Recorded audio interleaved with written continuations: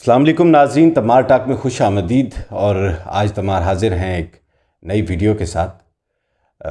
آج کی video typical political scenario پہ بات کرنے کے لیے ہے۔ میری پچھلی ویڈیوز میں تھوڑا سا اشارہ دیتا رہا پولیٹیکل اسپیکٹ کی طرف، لیکن آج بالخصوص یہ پاکستان کی سیاست، بین الاقوامی منظرنامہ کیا ہو رہا ہے، کیا ہونے جا رہا ہے، اس پر بات کرنے کے لیے ہے۔ اور ہمارے ساتھ آج اس ویڈیو میں مہمان ہیں میرے بہت ہی قریبی دوست طارق سکندر گندل صاحب، اور ایک مختصر سا تعارف طارق صاحب کا۔ طارق صاحب ایک صحافی ہیں، کونا مشق صحافی ہیں، ایکسپریس نیوز سے وابستہ رہے، 92 نیوز سے وابستہ رہے ایز اے شفٹ انچارج، اور اس وقت ہب نیوز کو سرو کر رہے ہیں۔ تو گفتگو کرتے ہیں اور جانتے ہیں کہ پاکستان کی سیاست کہاں کھڑی ہے، کیا ہونے جا رہا ہے، کیا نیا ہو سکتا ہے، اور جو پرانے لوگ ہیں وہ کیا نیا کرنے جا رہے ہیں۔ طارق صاحب السلام علیکم۔ وعلیکم السلام۔ طارق صاحب بہت شکریہ آپ کا وقت دینے کا۔ ایک صحافی ہونے کے ناطے ایک صحافی سے جو پہلا سوال بنتا ہے وہ یہ ہے کہ اس وقت موجودہ جو پاکستان کی سیاست ہے وہ تھوڑی سی گرما گرم سیاست ہے، موسم سرد ہے اور سیاست کافی گرما گرم ہو چکی، اور بڑے تیز اور تند بیانات سامنے آ رہے ہیں۔ پی ڈی ایم للکار رہی ہے حکومت کو، اور حکومت کے جو ترجمان ہیں وہ بھی جوابی وار کر رہے ہیں، بڑے تیز جوابی وار کر رہے ہیں پی ڈی ایم اور اپوزیشن، مکمل جو اپوزیشن ہے اس پہ۔ اس سے پہلے کہ کیا ہوگا سیاست میں، اور 19 کی تاریخ ہے اور لانگ مارچ کے اعلانات ہیں وغیرہ وغیرہ، میں ایک چھوٹا سا سوال آپ سے کرنا چاہوں گا، یہ تھوڑا سا ہٹ کے ہے۔ طارق صاحب، ہمارا معاشرہ ہے، ہم ایک تہذیب یافتہ معاشرے سے ہمارا تعلق ہے۔ جس قسم کے بیانات اس وقت جلسوں میں، سٹیج سے دونوں اطراف جو لفظی گولہ باری چل رہی ہے، اور بلو دا بیلٹ جا کے ایک جو ہے لان تان میں اس کو کہوں گا کی جا رہی ہے، کیا یہ زیب دیتا ہے؟ کیا یہ ہمارے معاشرتی اقدار کے منافی نہیں ہے؟ اور بالخصوص مجھے یہ ضرور بتائیے گا کہ اگر اپوزیشن اس طرح کے بیانات دے رہی ہے، اپوزیشن کا تو چلے کسی حد تک لہجہ تلخ ہوتا ہے، گورنمنٹ کی جانب سے کیا سٹانس ہونا چاہیے؟ کچھ اس پہ روشنی ڈالیے۔ جی بہت شکریہ، ایک تو آپ نے میرا بڑا اچھے الفاظ میں تعارف کرایا، بہت شکریہ آپ کا۔ اور دوسرا، آپ نے جو سیاست میں لینگویج کی بات کی ہے، تو اب اس کا ایک سلسلہ تو بہت پرانا ہے۔ اب پی ٹی آئی، اپنا پیپلز پارٹی اور نون لیگ کا آپس میں اس میں کافی انہوں نے ایک دوسرے کو کے سامنے ہی ہے کہ حالیہ دور میں تو میں نہیں کہوں گا، سڑکوں پہ گھسیٹ لیا جاتا تھا جب میاں نواز شریف تھے اور بے نظیر پاور میں تھیں، تو ایک دوسرے کو کافی کچھ کہا گیا۔ اور اب حالیہ دنوں میں اگر آپ اس چیز پہ چلے جائیں تو اس کا آغاز جو ہے یہ گلگت بلتستان الیکشن سے اگر آپ زور پکڑا، کیونکہ وہاں مریم بھی گئی تھی اور علی مین گنڈا پور بھی وہاں پہ تھے، تو وہاں پہ کچھ ایسے الفاظ استعمال کیے گئے جو نہیں ہونے چاہیے تھے۔ اور دوسرا آپ دیکھیں کہ ہماری پولیٹکس میں خواتین کافی ہیں جو ہماری مطلب اس میں پولیٹکس میں ایکٹیو ہیں، مریم بی بی ہیں، فردوس عاشق ہیں، اور شرمیلا فاروقی ہیں، شازیہ مری ہیں، تو اور بھی خواتین کمل ہیں۔ شوہزاد، جی کئی نام ہیں۔ تو اس میں یہ ہے کہ ہمیں گورنمنٹ پہ زیادہ ذرا اس پہ ان پہ ذمہ داری آتی ہے کہ انہیں ذمہ داری کا احساس کرنا چاہیے، اور کیونکہ الفاظ کا چناؤ میں طارق صاحب احتیاط لازم ہے۔ جی لازم ہے، سیاست کیوں گرم ہے اور اب یہ معاملہ بھی اور چلنا ہے آگے۔ اب اس سٹیج پہ اگر آپ اس لہج پہ پہنچ گئے نہج پہ، تو آگے جا کے کیا ہوگا؟ وہ تو پھر مطلب سیدھی گالیاں۔ جی بالکل۔ ابھی بھی طارق صاحب آپ رپورٹ کرتے ہیں، آپ خبریں دنیا تک پہنچا رہے ہیں، میں تو سمجھتا ہوں، جو میرا اپنا ذاتی تجربہ ہے، کہ کئی ایسے ٹویٹس آ جاتے ہیں، کئی ایسے بیانات آ جاتے ہیں کہ جب میں ٹائپ کر رہا ہوتا ہوں اس کو آگے، تو کچھ ایسے بیانات ہوتے ہیں کہ مجھے بھی لاہور پڑھ کے اس کے اوپر اس لفظ کے اوپر ایک اور لفظ ڈالنا پڑتا ہے کہ کم از کم یہ اسکرین پہ جانے کے قابل نہیں۔ ایسا ہے نا؟ جی ایسا ہے، اور اس میں گورنمنٹ کا زیادہ قصور ہے۔ گورنمنٹ کے جو ترجمان ہیں ایک دو، وہ بہت ہی اس قسم کی لینگویج یوز کرتے ہیں۔ شہباز گل جو ہیں، ان کے ٹویٹس اکثر اس طرح کے ہوتے ہیں کہ ہم مشکل میں پڑ جاتے ہیں کہ چلائیں کیا بچائیں کیا، اور اس میں پھر ہمیں بڑی احتیاط کا وہ دامن تھامنا پڑتا ہے، اور تاکہ اس طرح کی لینگویج ہو جو اسکرین پہ چل سکے. اور یہ چلے ہم دونوں اس طرح ہم کیمرے کو دیکھتے ہوئے شہباز گل صاحب سے میں مخاطب ہوں اس وقت کہ گل صاحب آپ ٹویٹ میں تھوڑا سا ایسا کوئی عنصر لے آئے کہ ہم صحافی مشکل میں پڑ جاتے ہیں کہ اسکرین پر چلانے میں ہمیں دقت ہوتی ہے، تو تھوڑا سا اگر الفاظ کا چناؤ آپ کا کچھ مناسب ہو تو ہم آسانی کے ساتھ مطلب اس کو اسکرین پہ لے آئیں. تو یہ شہباز گل صاحب سے ہماری بات ہو گئی، ان تک پہنچ جائے گی انشاءاللہ. طارق صاحب، پی ڈی ایم نے آستینیں چڑھا رکھی ہیں، 19 جنوری کو وہ ایک پروٹیسٹ کرنے جا رہے ہیں اور پھر لانگ مارچ کے بھی ارادے ہیں. کیا دیکھتے ہیں حکومت کو کتنا دراڑ پڑے گی، کتنی زک پہنچائیں گے؟ دیکھیے یہ احتجاج تو بہت اہم ہے جو 19 تاریخ کو ہونے جا رہا ہے الیکشن کمیشن کے باہر، اور اس کی اہمیت آپ بھی جانتے ہیں. اور کیونکہ یہ سینسٹیو ایریا ہے، ریڈ زون ہے، ساری اہم جو امارات ہیں، پاور بیس یہاں پہ ہے، سب کچھ یہاں پہ ہے. تو پھر انہوں نے ظاہر ہے کافی جگہوں سے لوگ بھی بلائے ہوئے ہیں، اپنے آس پاس سے یا دور دراز سے بھی، لاہور سے بھی لوگ آ سکتے ہیں. تو حکومت کی بھی بڑی اس پہ گہری نظر ہے کہ کتنے لوگ یہاں پہ اکٹھ ہو جائے یا کتنے لوگوں کو آنے دینا چاہیے. اجازت انہوں نے دے دی ہے کہ آپ احتجاج کریں، لیکن آپ کو پتہ ہے ہاتھی کے دانت کھانے کے اور دکھانے کے اور ہوتے ہیں. اب انہوں نے بظاہر تو یہ کہہ دیا، لیکن میرا نہیں خیال کہ اس طرح فریلی یہ آنے دیں گے، رکاوٹیں ہوں گی. اور یہ آپ کا خیال ہے یا آپ کے ذرائع کچھ بتا رہے ہیں؟ دونوں چیزیں آپ کہہ سکتے ہیں کیونکہ گورنمنٹ ہمیشہ ہی تھوڑا سا ان میں وہ کھلی چھوٹ نہیں دے سکتی. چھوٹ نہیں دے سکتے، اور تھوڑا ان میں فقدان بھی ہے، آپ کہہ لیں عقل کا بھی، کیونکہ اسٹریٹجی یہ جلسوں میں آپ دیکھ لیں ہر جلسے کے لیے الگ اسٹریٹجی اپنائی انہوں نے. ایک آزمائی، دوسری آزمائی، پھر ملتان والی پہ بہت تنقید ہوئی، پورا شہر بند کر دیا. پھر انہوں نے اس کو چینج کر دیا، لاہور میں کافی حد تک وہ آزادی دی کہ ٹھیک ہے لوگ نکلیں. تو اب یہ ایک اور احتجاج ہونے جا رہا ہے، تو ہو سکتا ہے اس میں کوئی ان کی نئی اسٹریٹجی سامنے آ جائے جو ہمیں پتہ ہی نہ ہو. It might be possible. تو دیکھتے ہیں، لیکن یہ احتجاج بہت ہے. آپ بھی کچھ نیا ایکسپیکٹ کر رہے ہیں؟ ہو سکتا ہے کہ گورنمنٹ کی طرف. گورنمنٹ کی طرف سے ظاہر ہے. تو آپ کا یہ سمجھنا ہے، آپ کا یہ ماننا ہے کہ یہ احتجاج خاص ہے اور اس خاص احتجاج سے حکومت کو خاصا نقصان پہنچنے کا؟ وہ پریشرائز کرنا چاہ رہے ہیں نا الیکشن کمیشن کو بھی اپنے احتجاج سے. وہی پی ٹی آئی وہ فارن فنڈنگ کیس، وہ بھی ظاہر ہے. اس پہ تھوڑی روشنی ڈالیے گا فارن فنڈنگ کیس پہ. یہ وہ کیس ہے کہ پی ٹی آئی نے دوسری ملکوں میں جو ہے وہ فنڈز لیے ہیں وہاں سے، اداروں سے، لوگوں سے، اور ہمارے اس میں آئین کے تحت وہ منع ہے اس طرح فنڈ لینا، اور اس طرح یا انہوں نے اس کو ڈکلیئر بھی نہیں کیا. ٹھیک ہے، تو اس پہ اکبر اسبابر جو ہیں ان کے بانی رکن جو ہیں پی ٹی آئی کے، وہ کورٹ میں چلے گئے، جو اب ظاہر ہے پارٹی کے ساتھ نہیں ہیں، پارٹی اگینسٹ ہیں وہ.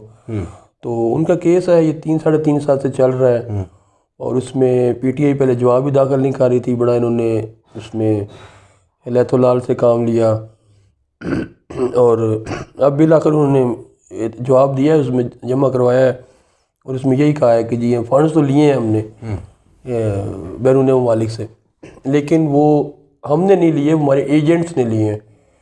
تو یہ یعنی ہم سے آپ نہیں پوچھ سکتے، وہ ایجنٹس نے جو اس طرح جمع کیے ہیں تو وہ اس کے ذمہ دار ہے. اور میرا خیال ہے کہ یہ جواب اتنا ان کا اچھا نہیں ہے، پی ٹی آئی کا تسلی بخش نہیں ہے.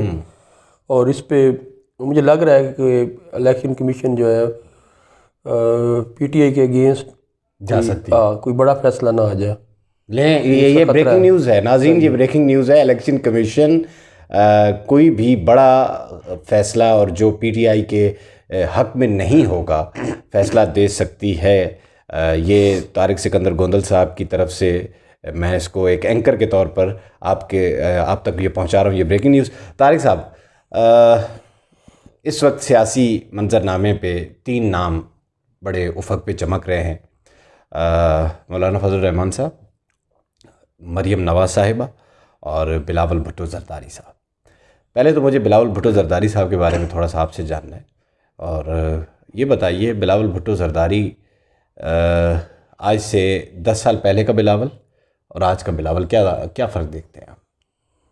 بلاول بہت میچور ہو گئے اب وقت کے ساتھ ساتھ، اور وہ پراپر ایک اب سیاسی لیڈر کے طور پہ ابھر کے سامنے آئے ہیں۔ اس کی ایک وجہ یہ بھی ہے کہ اب زرداری صاحب جو ہے صاحب فراش ہو گئے ہیں، ان کی طبیعت اب ٹھیک اس طرح نہیں رہتی، اور پارٹی کی ساری کمان جو ہے وہ بظاہر جو ان کے ہاتھ میں ہی ہے، بلاول کے ہاتھ میں۔ لیکن ابھی بھی جو بڑے بڑے فیصلے ہیں ظاہر ہے وہ زرداری صاحب کرتے ہیں، یا ان کی رائے جو ہے اس کی بہت زیادہ اہمیت ہوتی ہے۔ ابھی آپ سینٹ الیکشن والی دیکھ لیں معاملہ، اس میں انہوں نے انٹروین کیا، اور جو استعفوں کا معاملہ ہے وہ بیک فوٹ پہ لے گئے۔ جی بیک فوٹ پہ لے گئے، اور کیونکہ زرداری صاحب زیرک سیاستدان ہیں، اور شیخ رشید تو انہیں بحری بیڑا کہتے ہیں سیاست کا، اور پی ایچ ڈی بھی کہتے ہیں کسی خاص سبجیکٹ کا اشارہ کر کے کہتے ہیں۔ تو انہوں نے دیکھا کہ ہم کیوں میدان خالی چھوڑیں حکومت کے لیے سینٹ الیکشن میں، اگر آپ نے ریزائن بھی دینے ہیں، سارا کچھ کرنا ہے، تو اس کو ڈیلے بھی کیا جا سکتا ہے، اتنی جلدی کیا ہے؟ تو اس چیز کو ری تھنک کیا گیا، اور پھر فیصلہ آپ کے سامنے ہی ہے کہ پیپلز پارٹی نے نہ صرف اپنا فیصلہ یہ کیا، بلکہ ساری جماعتوں کو بھی یہ اس فیصلے پہ ان کی حمایت کرنی پڑی اس معاملے پہ، مولانا کو بھی۔ طارق صاحب، کیا پی ڈی ایم ایک پیج پر ہے؟ پی ڈی ایم دیکھیں اپنے پورے مکمل جو ان کا بیانیہ ایک دیکھا جائے کہ وہ بیانیہ یہ ہے کہ آپ جاؤ، حکومت سے جان چھڑانی ہے، ٹھیک ہے، تو آپ کیا سمجھتے ہیں کہ پی ڈی ایم اس وقت ایک پیج پہ ہے کہ نہیں ہے؟ دیکھیں بیانیے پہ تو وہ جو ان کا جو اینڈ ہے، وہ جو رزلٹ دیکھنا چاہ رہے ہیں وہ تو یہی ہے جو آپ نے کہا ہے کہ گورنمنٹ جائے اور سیٹ اپ نیا ہے، اس میں یہ ہے کہ انتخابات ہوں، تو لیکن میرا نہیں خیال کہ وہ اندر سے ایک پیج پہ ہیں۔ سب کی اپنی اپنی حکمت عملی ہے، سب کے اپنے اپنے نظریات ہیں، سب کی اپنی اپنی پالیسی ہے کہ کس طرح لے کے چلنا ہے اور کیا کرنا ہے۔ مولانا کو اب دیکھیں، جو راولپنڈی میں احتجاج کا اعلان کیا انہوں نے، یا اشارہ دیا اس کا، جی ایچ کیو کا، اس میں کون ان کے ساتھ ہے؟